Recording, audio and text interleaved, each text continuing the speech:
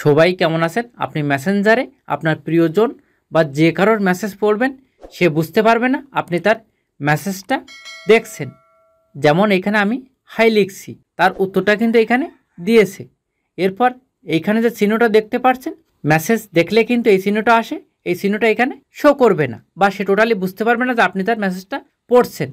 কিভাবে আপনি এটা যে কারোর আইডিতে সেট করবেন আজকে দেখাবো। প্লিজ সাবস্ক্রাইব করবেন এবং বেল বাটন বাজাবেন, আর ফেসবুক হলে ফলো এবং শেয়ার করবেন প্লিজ।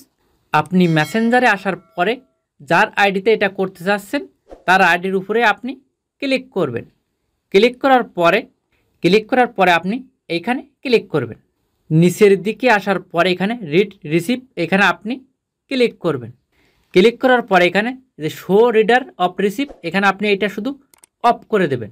অফ করে দিলে কি হবে, আপনি মেসেজ পড়বেন কিন্তু সে টোটালি বুঝতে পারবে না। সেম এই সেটিংয়ে যে কোনো আইডিতে আপনি সেট করে দিলে আপনি মেসেজ পড়লে সে বুঝতে পারবে না। প্লিজ সাবস্ক্রাইব করুন।